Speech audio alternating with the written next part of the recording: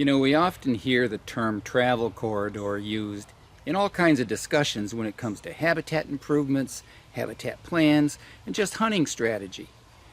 Well, for me, the most important thing about any travel corridor is that it's used by mature deer during daylight hours. There's a number of elements that each travel corridor really needs to have in order for you to get mature buck movement that uses them during daylight hours.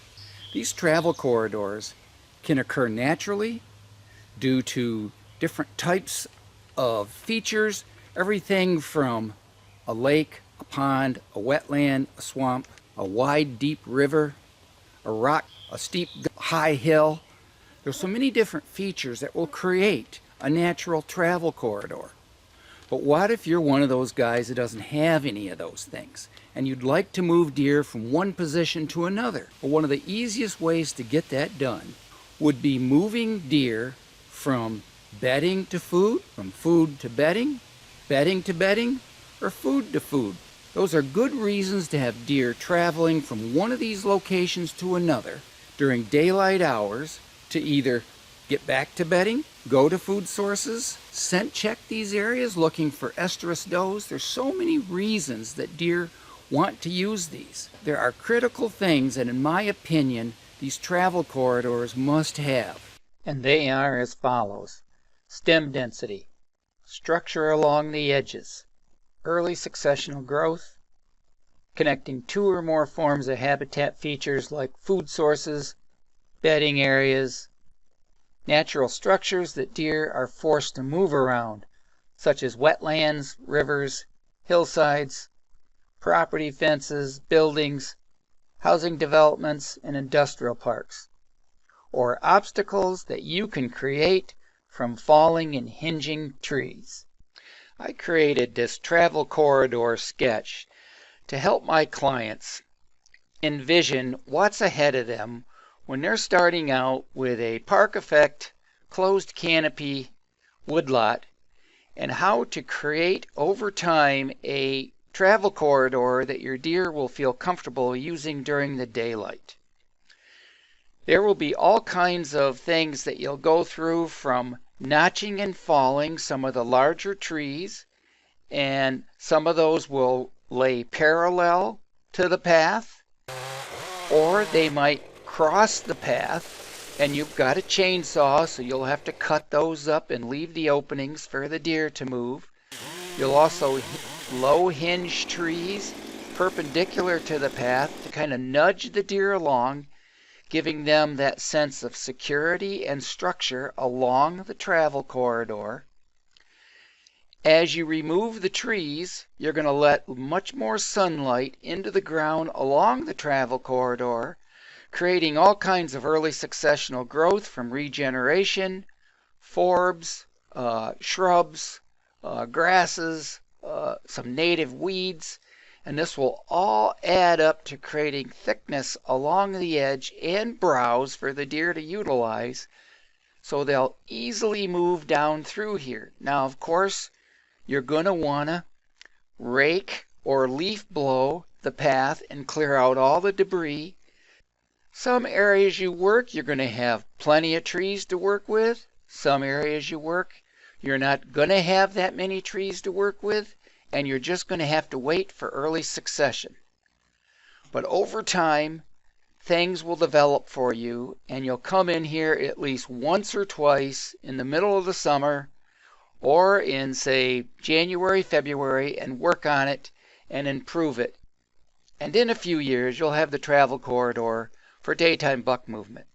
And while you're building these corridors, if you find an opportunity where you're leading to or around a bedding area or possibly a tornado zone, if you get the chance, try and incorporate pinch points similar to this one in this diagram. And as long as you have a hunting tree 25 to 40 yards back where you can cut some barrier, you can create ideal hunting locations that will key into your new predictable movement travel corridor.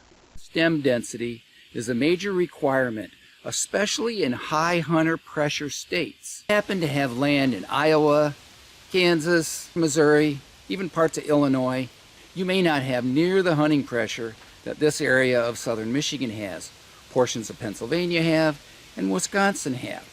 So anywhere where there's numbers of deer hunters, say 8, 10, 20 hunters per square mile, these deer are going to, number one, select very secure travel corridors to take them from one feature to another that provides security and safety along that route. It's our job as land managers to provide that if we can. Sometimes we have all the elements it takes to make it happen literally in a weekend's worth of work. Other times you may have to spend quite a bit of work, time, and energy in creating those corridors, from cutting trees, waiting for early succession, or more open areas, planting warm season grasses, planting miscanthus grasses, planting a varieties of trees and shrubs, whatever it takes to provide security so that those deer using that travel corridor are basically one jump, one step into safety, and they prefer that.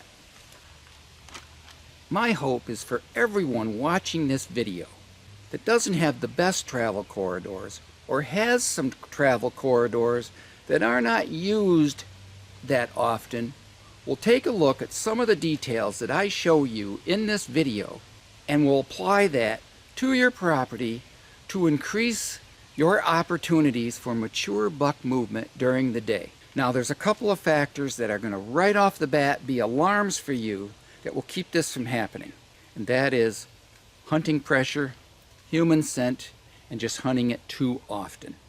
Those three elements right there are going to take a good movement zone and turn it into a nighttime movement zone, and that's not what you want. You want to be able to have an area that you can set up maybe 1, 2, or 3 stands so that you can hunt multiple winds under multiple conditions and times of the year, and have travel movement areas where the deer are leisurely walking and or kind of maybe a relatively fast trot during the seeking period, and still have an opportunity to harvest these animals with archery equipment. Occasionally I see the most ideal property, say a land bridge between 2 wetlands or swamps, and it's just the perfect 100-yard corridor that deer feel very comfortable walking during daylight. But those are few and far between. Many of us have basically properties that don't have any distinguishing feature to attract deer movement, and that's what this video is here to help you with. Just remember that when you're hinging trees and cutting trees, the last thing you're trying to do in a travel corridor is to create deer bedding. So your hinge cuts need to be low. For the most part, they will be perpendicular to the deer travel, because you'd like these deer to be able to go right, left, forward, backward. There are times you will hinge and notch and fall trees parallel to the travel corridor because that's the way they're going to fall. But you've got a chainsaw in your hand, you have an opportunity to cut holes and allow these deer every 5 to 10 yards an opening to go right or left, because they honestly do prefer having that. Caging deer in with a lot of debris on both sides is not going to work real well under high pressure hunting conditions for a mature buck daylight movement. And that's what I'm really speaking to today, is mature deer and mature buck movement that happens during daylight hours. Sometimes a natural corridor or a corridor that you're building is fairly long and lengthy, going from one ridge top to another through some open timber. And this is where I see a lot of mistakes made. These deer must have some type of structure that they feel comfortable moving alongside.